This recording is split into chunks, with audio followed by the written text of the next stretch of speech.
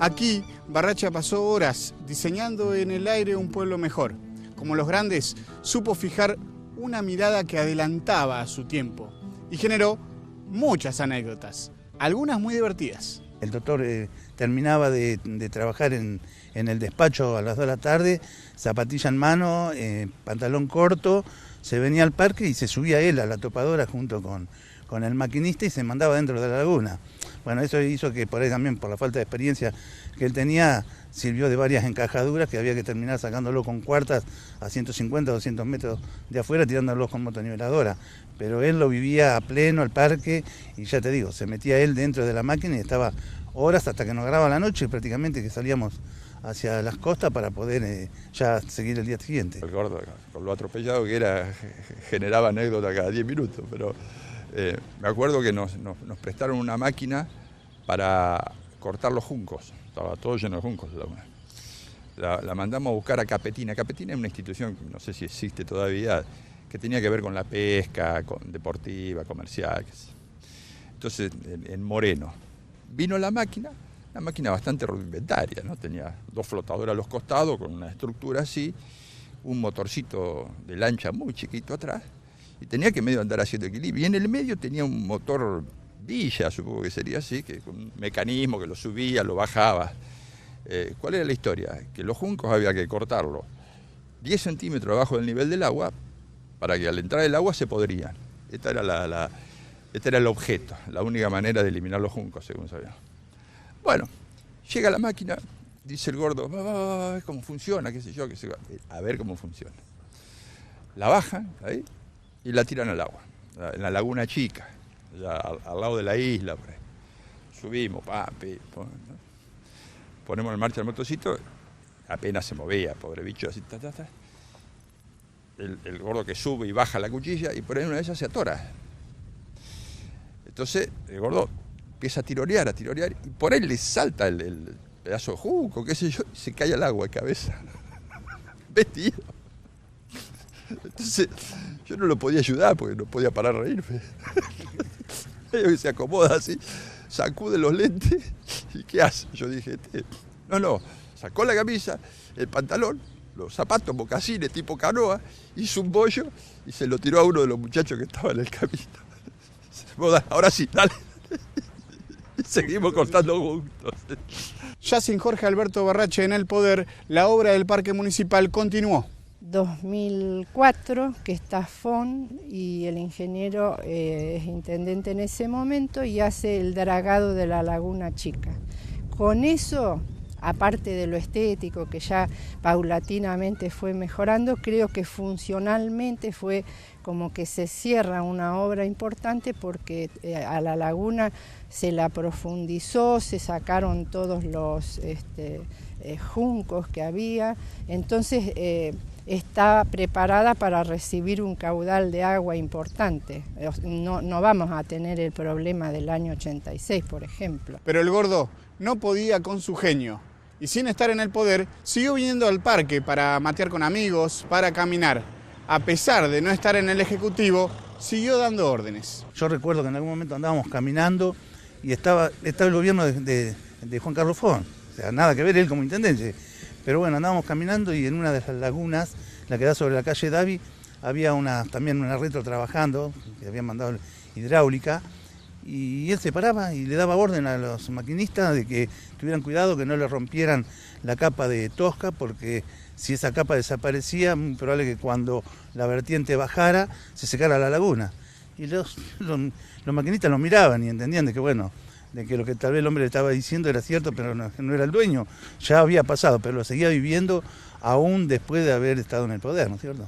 En 2007, Jorge Alberto Barracha asumió nuevamente como intendente de Trenquelauquen. Era su 5º mandato. Avanzó sobre otro sueño solidario, la ampliación urbana, y continuó la revolución con la implementación de una inédita política de tierras. Pero también profundizó lo ya realizado en la ciudad. Entre otras obras, volvió a intervenir en el parque municipal. Esta era una obra que a él le entusiasmaba mucho, le gustaba mucho el parque, le gustaba mucho este espacio. Así que medio que se lo puso encima él con respecto al tema de él venir a hacer indicaciones de las nivelaciones, de los escurrimientos de los caminos, de hacia dónde deberían derivar las aguas. Y bueno, se empezó el planteo, se hizo todo lo que es el asfaltado de todo el camino.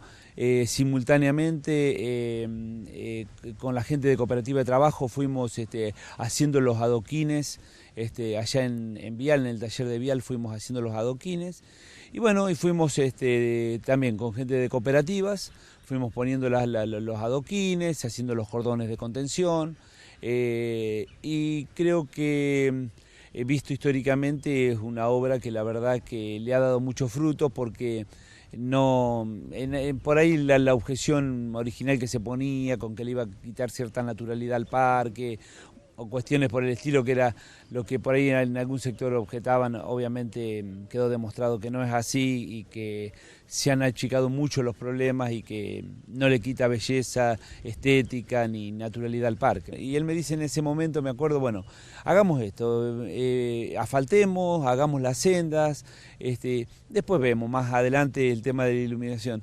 Y desgraciadamente, bueno, fue cuando se produjo el deceso, la desaparición física de él, ¿no? En ese momento, ¿no? Y bueno, un poco quisimos continuar un poquito y hicimos lo que es posteriormente a su desaparición en física, como digo yo, hicimos lo que es el alumbrado público y demás. Barracha fue un hacedor y como tal su figura revive en cada obra, a cada momento. Aunque tal vez su espíritu inspirador esté proyectado en los espacios verdes, donde el hombre y el político llegaron a su máxima expresión. El Parque Municipal, emblema del espíritu Barracha. Barracha tenía su forma de ser dentro del despacho. Él era primero, segundo, tercero, y bueno, y así imponía sus órdenes, su temperamento. Pero acá lo vivía. Él salía a la calle y vivía con la gente, que lo paraba, que conversaba, que le tiraban ideas con los chicos, que lo rodeaban. Esa era parte de él. Un 50 era el municipio, su forma de hacer allá adentro. Afuera era otro 50. Todo este tema de los espacios verdes, de los espacios abiertos, sin duda era una cosa que le gustaba, ¿no? Sí me sorprendió realmente que Jorge Barracha no ha tenido el homenaje de su pueblo como se merece.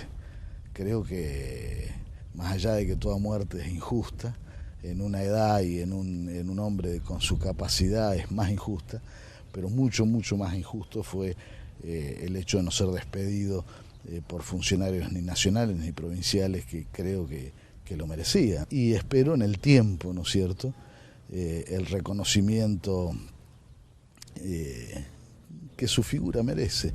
Creo que hasta ahora no ha tenido un reconocimiento como fue aquella despedida de 7.000 personas en Barrio Alegre. Me quiero quedar con eso en la imagen, porque creo que es la respuesta de la gente a un hombre. Tenía una cierta pasión por los espacios abiertos, por los espacios verdes. De hecho, él viajaba mucho con ese formato, ¿no? Carpa, tráiler, todo este tipo de cosas. Y sí, seguramente es un sello. A ver, digo, si hubiese sido otro el intendente, probablemente esto ya estaría loteado, ¿no? Pero sin duda que Jorge dijo, no, esto debe de ser lo que es hoy, por suerte. Él era un hombre que amaba la naturaleza, que le gustaba la vida al aire libre, era deportista, todos saben que amaba la pesca, que hizo mucho por luchar contra la pesca furtiva. Y bueno, pese a las grandes peleas que tuve con él, que peleábamos mucho, era bastante severo y exigente, siempre lo admiré, lo quise mucho. Y era un ejemplo de trabajo, de vida, de alegría, porque digamos que cuando uno conoce a alguien así con esas características tan extraordinarias, por lo general son personas serias, adultas y que no saben disfrutar de las cosas de la vida. Y él también era un ejemplo en eso, tenía una capacidad para soltar el cable en el momento que había que desenchufar. Si llegaba el momento de la celebración, casi podríamos decir que se convertía en un niño. Él era el primero en salir a bailar, no tenía temor al ridículo en lo absoluto, se disfrazaba, cantaba, hacía... era un canto a la vida, era un ejemplo de trabajo.